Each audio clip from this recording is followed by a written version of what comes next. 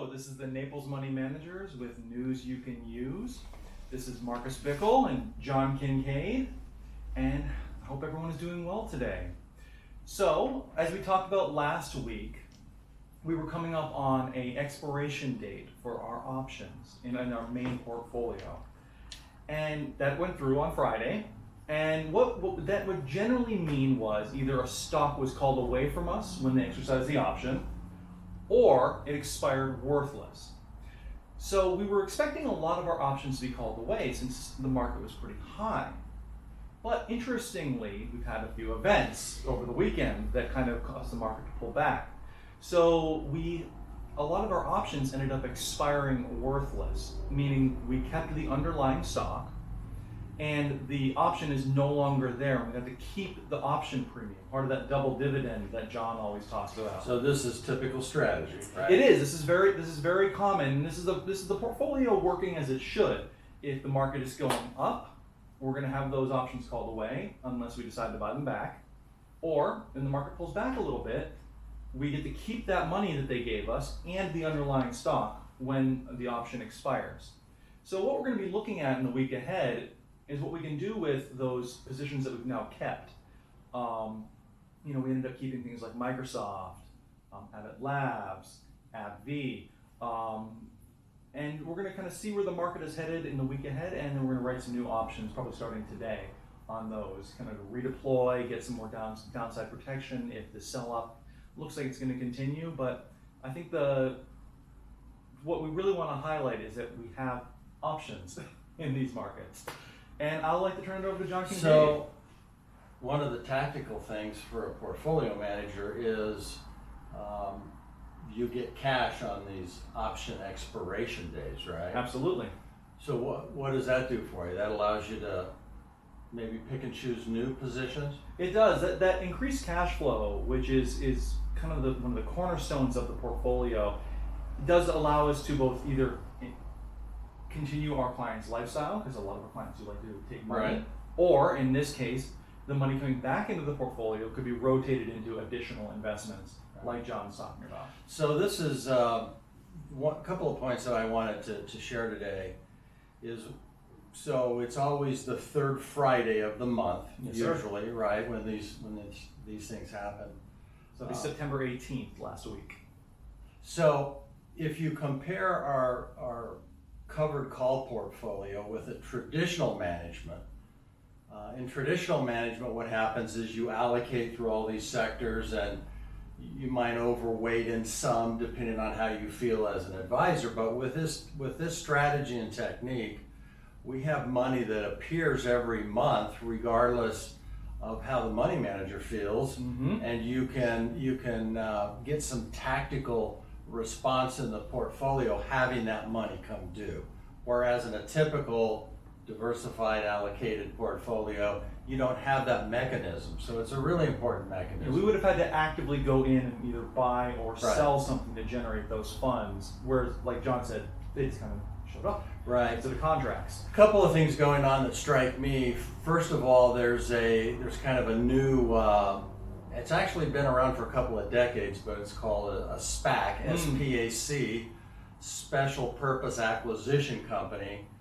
They just haven't been used. In fact, if you go back, 3 or 4 years, we're having 5 to 6 times the volume on these SPACs to bring companies public. So 2 ways to do it. Traditionally, there's there's an underwriter like Merrill or UBS or Morgan Stanley. They take the company public and underwrite that whole process. It's a costly process. But there are benefits to them as well. Sure, but what we're seeing now in this SPAC is that an SPAC is basically a shell company, doesn't have earnings, all it has is cash. In fact, sometimes they refer to it as a blank check company. And the idea is a lot of hedge fund managers use this. They raise a lot of capital. Then what they will do is they've had their eye possibly on one company that they basically want to pull in through complicated things, I think a reverse merger or something, and then it allows this the hedge fund manager or whoever is in charge of the SPAC to bring a company public that way as opposed to the traditional way. And correct me if I'm wrong, but Palantir famously just went public using that same method, correct? Right, several this year. Palantir is a real interesting company. It's basically software for the spy community, Yeah. U.S. intelligence, Data et cetera. analytics, things like that. Right, exactly.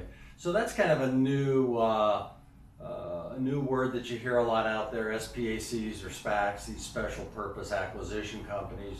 You've seen a lot of activity there.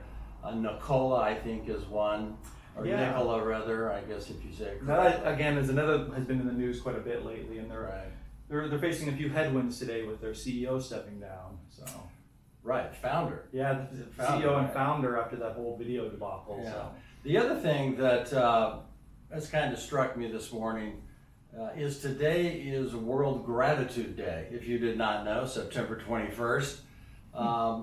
And I bring that up because it seems that we are out in this desert of turmoil in the U.S., and it's kind of refreshing to talk about gratitude. absolutely. So when I spent the majority of my career at Merrill Lynch, and I was always looking for a portfolio for clients, especially those retired and they have their capital that they want to use the rest of their retirement. I was always looking for a mechanism to kind of guard that capital. You know, there's nothing like having your portfolio drop 20% when you're in retirement, and that's your sole resource Your for actual life's work. Absolutely.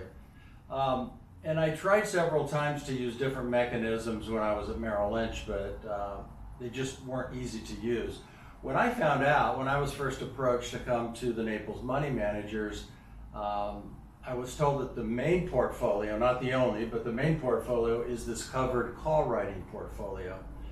And it may sound trite, but I am literally grateful to be with a firm that has set up a strategy, you know, over 30 years ago, and has used that strategy with really one objective in mind, and that objective is the client. Absolutely. You know, since I spent so much time in the retail sector, and Merrill Lynch, that's just, you know, Merrill's a great firm, but they never had the capacity to really guard the client on the downside, nor deliver cash flow like we do in the portfolio. So, and I am truly grateful to be with the Naples Money Managers and to be able to carry that message. May sound weird to you, but it's a reality. I sat in the home of two people, one 85, the husband 85, his wife I think 75, an accomplished investor, was a corporate real estate developer, and when I presented our strategy in a simple way, he immediately saw the benefits, which is lower volatility and more cash flow if the client desires. So it's World Gratitude Day. I'm grateful, and we are definitely grateful for you as our clients. Well, thank you all. This is News You Can Use, and you all have a wonderful day.